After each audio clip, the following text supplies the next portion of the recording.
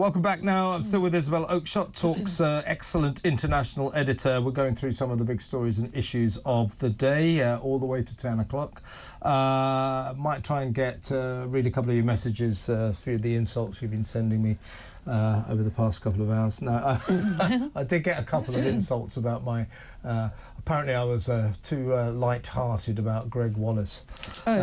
What the hell? I just don't care about Gregg Wallace. Sorry, I know it's a really big story, but it's a bit for me now. It's well, let's not talk about it because we did it earlier. But for me now, it's a BBC story. Exactly. That's the only reason I care. It's not that I don't care about victims, by the way, until anyone writes in and complains. Of course, it's not. I'm not condoning such behaviour, but you know, I don't watch MasterChef, so. Well, I've been stressing. I've been getting a hard time from some people here saying, you know, that I've been making light of these women who've complained. I've done it, nothing of the sort. And, you know, I've been around the TV industry for a long time, and how can I put this? Yes. I'm not entirely surprised by Mr. Wallace's predicament, and I do know that at least I have to call these allegations are that his banter was a lot more than that. Right. It wasn't just, you know, an earthy working class time making near the knuckle jokes. It was a completely bit that is the allegation. So I do not make light of what the women are saying, his alleged victims. But anyway, let's get back to some real news. This is a snapshot of our asylum seeker crisis, our migrant crisis. It is the shocking story of the 4-star Delta Marriott Hotel in Warwick. Now, this is very popular with visitors to Shakespeare's hometown, Stratford-on-Avon. It had a Michelin-star chef, very good restaurant. Locals all went there, had a very thriving bar. It was a hub of the community, very popular with people going to see Shakespeare's, the Bard's birthplace. Suddenly, in apparently one night, thriving, usual, one night in mid-November, the shutters came down, fences went up, great big tarpaulins went up, and overnight, this thriving, popular, luxury 4-star hotel with a great restaurant became a migrants' accommodation centre. Marvellous. Overnight. And this reveals, in my view, the true frightening scale of this crisis, this escalating problem. Absolutely, you know, as you say, Shakespeare's birthplace, as English as it gets, you know, the hotel was at the heart of the community, and then suddenly it's sealed off and it's all a covert operation. Because why is it a covert operation? Because they know, the authorities know, how furious much of the community would be. Of course, there's going to be a few people with their little welcome refugee signs, because there always are. But the majority, the quiet majority, are not happy about hotels in their town centres or on the outskirts of their towns even, but particularly in hearts of communities being taken over for these purposes. And I really have a problem with the hoteliers that are making vast sums of money out of this. You know, if they actually... I know how tempting it is, of course it is. You know, you're being offered 6 or 7-figure sums, and they're usually 7-figure sums over long periods of contracts. Of course it's tempting. But if our hoteliers refuse to do this, as some principled hoteliers some have, then perhaps the government would understand better you know, the visceral reaction of voters against this. But too many people, far too many people, are now invested in keeping this situation going, and that is a dangerous place for us to be. Yeah, by the way, all the workers there, the loyal staff, they all lose their jobs. Right. Overnight. This goes from a lovely 4-star hotel, popular with tourists and locals, Michelin-starred chef, great restaurant, lovely bar. Overnight, it becomes this rather grim migrant centre. Now, we have 133,409 asylum seekers were waiting at the end of September for decisions on their claims around the country. Don't forget that Keir Starmer and Yvette Cooper, the Home Secretary, when they came in, one of their sacred, solemn promises were, we will reduce the use of expensive hotels. Guess what? Well, they've increased the use of expensive hotels. This was one of 7 new asylum hotels opened since the election, and more are coming soon. And it's the sinister fashion in which these transformations happen. As I say, people left that hotel after a nice night in the restaurant or the bar, saying, you know, and then the following, and overnight, it's transformed into this grim place for migrants. And the secrecy surrounding this. And next week, we're going to do a big project on this, aren't we? And we're going to reveal some of the other secret locations where, you know, the authorities are being far from straightforward about what is happening here. And people see it with their own eyes. You know, they're being lied to. They are being taken for fools, you know, by governments and local authorities and all sorts of, as I say, vested interests that are making quite a big fat buck out of all of this. And, you know, they are being told that black is white and white is black, and they're being gaslit on an industrial scale. And, this, you know, the quantum of people and resources that is being devoted to this is a whole industry. Yeah, it is. And the other aspect of this, of course, and this is happening all over the country, you've got devastated brides-to-be and grooms-to-be. You know, weddings are cancelled, lots and lots of functions, all gone. Now, hotels, you know, in a place like Warwick, you know, smallish towns, these are the hub of the community. So you don't, it's not just getting rid of a comfortable place where people sleep and have a drink. You're ripping the heart out of a community. Yeah, you absolutely are. And it brings a lot of unsettlement, because it's not as if those people do what they're supposed to do, which is pretty unrealistic anyway, which is that they're not supposed to work, you know, they're supposed to just sit around waiting for a decision which generally takes absolutely forever, and we all know results in almost inevitably the answer, yes, you can stay.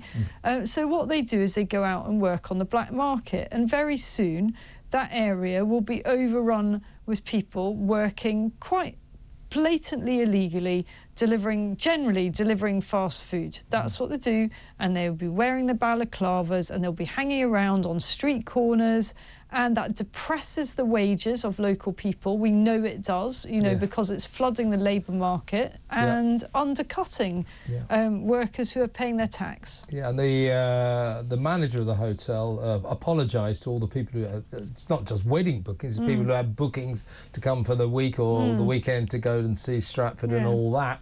The manager apologised on TripAdvisor to one guest who had their stay cancelled, saying, I'm very sorry, but this was due to unforeseen circumstances. This is in quotes, as the hotel is currently committed to an exclusive use booking until mid-February 2025. And that exclusive use booking is to fill it with migrants and asylum seekers. Yeah, it will be way longer. No, it's forever. It's forever. And these companies are making a fortune out of it, and all the hangers-on that will come around it, and the extra, you know, all the extra resources that are required, and the doctors that are provided, and the lawyers, and goodness knows what else. It's just unbelievable. And this, folks, because the government is not reducing the cost of accommodating asylum seekers and migrants, it is increasing them. The costs are increasing because, of course, we have this almost daily invasion, hundreds coming across every day, coming across the English Channel. I mean, I laugh. If I didn't laugh, I would cry. That is costing us, the asylum seeker chaos, this madness is costing this nation, you, me, Isabel, every taxpayer in the country, £5.4 billion a year. That works out for hotels alone, for accommodation costs alone, every single night, £8.2 million. Excellent, isn't it? Yeah, so that's a quarter of the mythical black hole that the Chancellor Rachel, not an economist, Reeves, says needs to be filled. Well, there's a hell of an easy way of not having that, isn't there? And, you know, we need to get really tough on this stuff, but none of the parties there are everybody knows that, as we were discussing earlier, a government, a set of politicians, just with some resolve, could solve this problem. I mean, I'd do one of two things. I either turn the boats around. There's no reason why you can't do that. If not, if you must allow them to continue their journey to Dover or Folkestone or Deal or wherever in Kent, don't put them in 4-star hotels. No, they incarcerate detain them and say, you arrived in this country illegally, just as they do in Australia. Yeah. Because you came here illegally, you know, you can't apply for asylum. You've automatically negated your right to asylum by breaking our laws. You could have come here legally. You decide to come here legally. No, you're out of here. Get that message across and they'll stop coming. Yeah.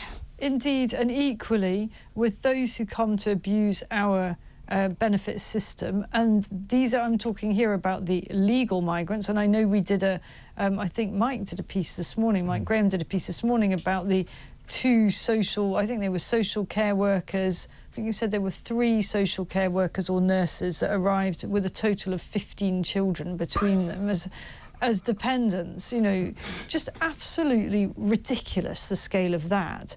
I think we've got to stop people who have just arrived from overseas having benefits. No, other countries don't do this. You can't just come in and, oh, I'll have this, I'll have that, and can you pay me this and that? What the hell? I mean, if you're here to work. Yeah, and you know, they go, well, it's inhumane not to, you know, treat them well when they get here. Well, look, this is one thing I don't understand, right?